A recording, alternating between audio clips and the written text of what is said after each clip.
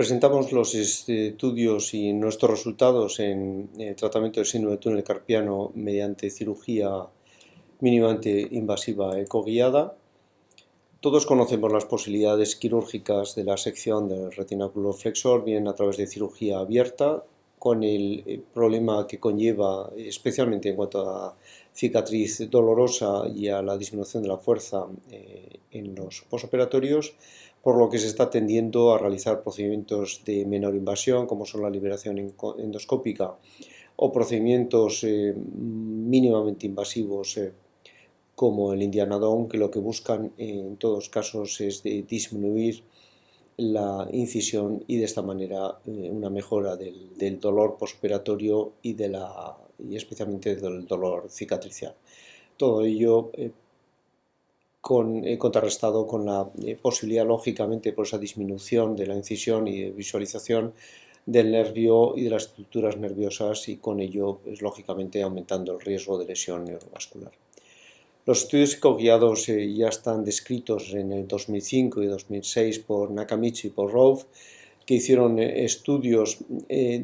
algo diferentes en el sentido de que las técnicas son algo diferentes en el abordaje de distal a proximal, pero de cualquier manera el objetivo de cualquiera de estas técnicas que están últimamente además ampliándose y abordándose y generalizándose en los últimos años es conseguir que a través de menores incisiones y con un control limitado de las estructuras en riesgo tengamos eficacias similares a la propia cirugía abierta. Publicamos ya en el 2012 un estudio en cadáver en el Clinical Ultrasound del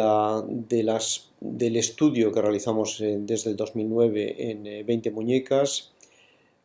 donde en primer lugar y de forma previa buscamos estandarizar la técnica y luego posteriormente en estas 20 muñecas confirmar si con la técnica ecoguiada conseguíamos una eficacia similar a la cirugía abierta y estudiar especialmente las posibles complicaciones y medir los márgenes de seguridad de las estructuras que estaban en riesgo. Posteriormente realizamos entre el 2011 y 2013 una serie que luego terminamos en 2015 de un estudio clínico prospectivo randomizado de 117 pacientes comparando las técnicas, las dos técnicas, tanto la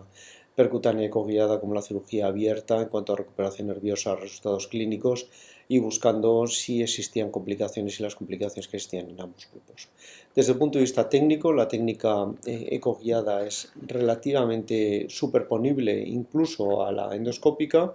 Aquí lo que buscamos es el control de las referencias óseas en la primera línea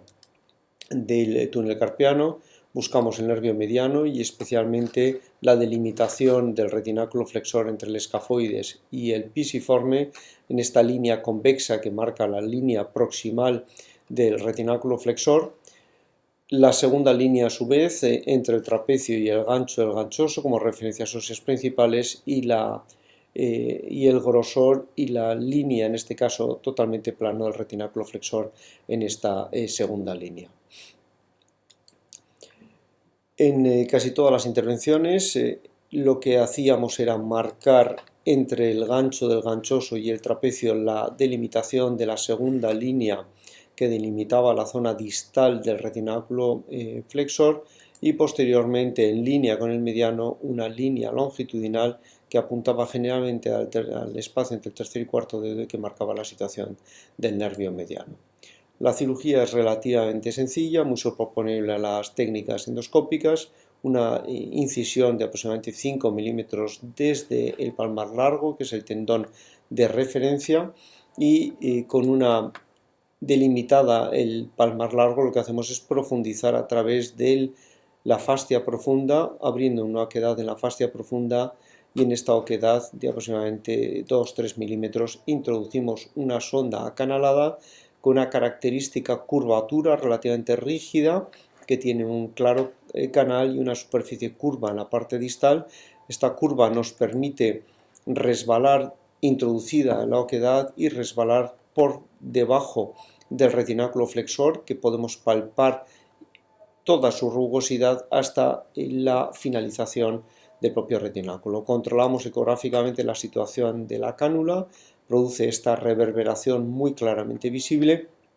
y nuestro objetivo es colocar lógicamente la cánula inmediatamente en contacto y por debajo del retináculo flexor e inmediatamente en contacto y en cubital al nervio mediano. Solo podemos comprobar de manera relativamente fácil a través de la propia navegación ecográfica, como vemos la situación del mediano y la posición de la cánula en contacto directo con el propio retináculo flexor. Importante, lógicamente, la colocación de la cánula, no puede estar por debajo del nervio mediano, como vemos nuestra situación fisiológica y cómo podemos navegar incluso y corregir mal posiciones de la propia cánula, como en este caso que está colocada en el borde radial e incluso por debajo del nervio mediano. Recolocamos nuestra cánula en superficie y una vez que ya estamos seguros de la colocación de la cánula en profundidad al retináculo flexor y en contigüidad al nervio mediano, lo que hacemos es una segunda incisión muy pequeña, puntiforme, únicamente para exteriorizar a través de la aponeurosis palmar la punta de la cánula. Ello conlleva o tiene la gran ventaja que fija la cánula en su sitio y eso nos va a permitir realizar el corte con mayor seguridad. Tenemos la capacidad de una sección ya con un control muy claro, donde estamos, una vez esterilizada la cánula, realizando la sección en superficie y con un control muy claro de la cánula. Antes de la sección controlamos nuevamente la posición definitiva de la cánula en su sitio. Previamente a la sección, nuestra situación de la cánula entre los márgenes del gancho del ganchoso y del pisiforme y el nervio mediano, lo controlamos en relación al nervio cubital, comprobamos la situación en relación al nervio mediano de toda la longitud de la cánula y una vez que ya estamos seguros realizamos la sección. La sección la realizamos con un bisturí. Este bisturí tiene una forma de cola de Milano, 5 milímetros entre las puntas y estas puntas son claramente visibles, como veremos en el control ecográfico, y tiene la característica de que la punta en profundidad se introduce en contacto con la cánula y quedan aproximadamente 3 milímetros en superficie, que es lo que va a realizar el corte del retináculo flexor. Corte, vemos la situación de la cánula en el eje transversal, entre el gancho del ganchoso y el trapecio, y la posición superficial de la punta de la cánula por fuera del propio retináculo y la cánula introducida en profundidad por debajo del retináculo, lo cual crea esta especie de sándwich con la cánula en su sitio que nos va a permitir realizar esta sección en un pase y con una característica resistencia, clara resistencia que se puede palpar perfectamente y además prácticamente oír. La punta de la cánula exteriorizada fuera de la piel nos va a permitir además tener la seguridad de que cortamos todo el retináculo y nos va a proteger de poder realizar cortes a distancia en la zona vascular del arco palmar distal. Posteriormente nos permite además la cánula realizar el control. Aquí vemos la cánula exteriorizada por fuera del corte que se ha producido en el retináculo. Vemos la situación por fuera del propio canal carpiano de la cánula y podemos incluso palpar en todo el eje longitudinal con la cánula y tener la seguridad de que se ha cortado todo el retináculo flexor desde la zona más distal hasta la zona más proximal.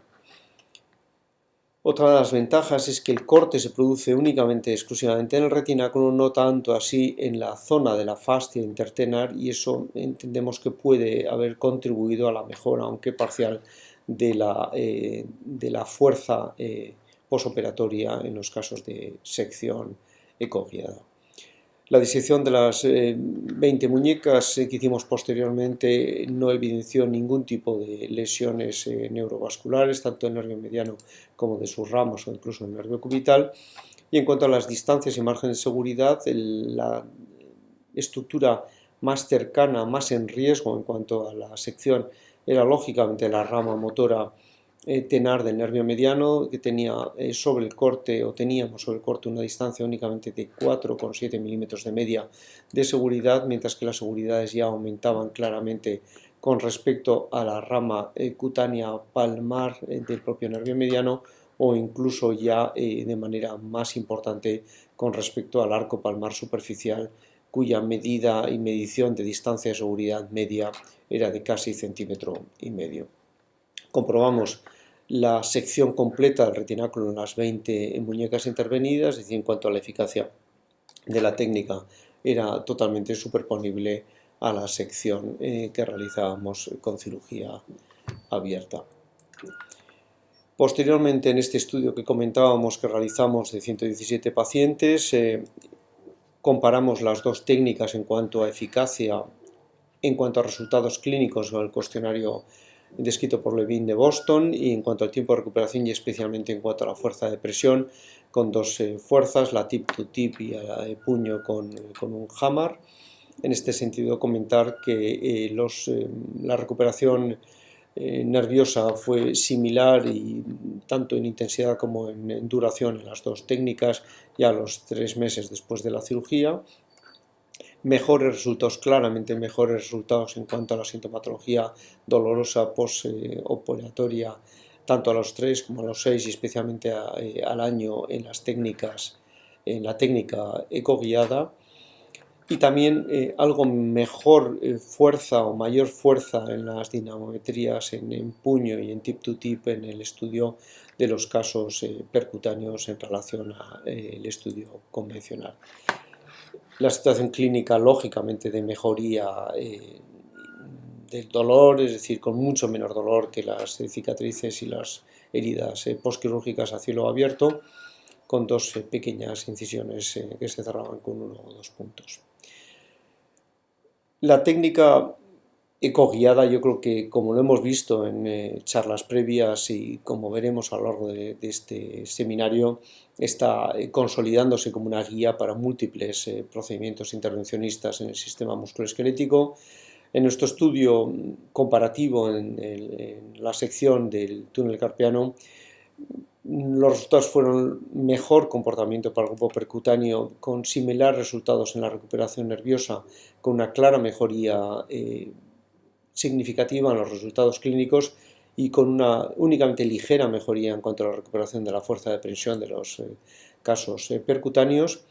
Esta técnica percutánea aporta claras ventajas biomecánicas postquirúrgicas, dado que preserva esta fuerza máxima de presiones de la musculatura intrínseca, especialmente las presiones de pinza de la mano, y además nos permite lógicamente una mejora del control de las estructuras en riesgo, especialmente del nervio mediano y del nervio cubital, que son claramente y perfectamente visibles en el control ecoguiado cuando se realizan estas técnicas percutáneas. Entendemos, por tanto, que estas técnicas percutáneas son muy probablemente en un futuro un procedimiento muy regular. Además,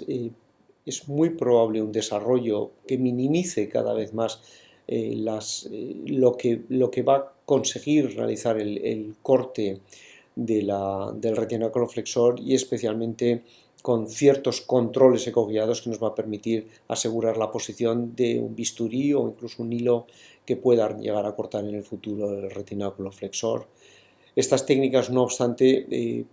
obligan a unos conocimientos y un estudio muy claro de los conocimientos ecográficos y lógicamente quirúrgicos, así como seguir procedimientos totalmente estandarizados y rigurosos que se verán facilitados en el futuro por la mejoría que se está produciendo y de manera exponencial y muy rápida en los aparatos ecográficos. Muchísimas gracias por vuestra atención.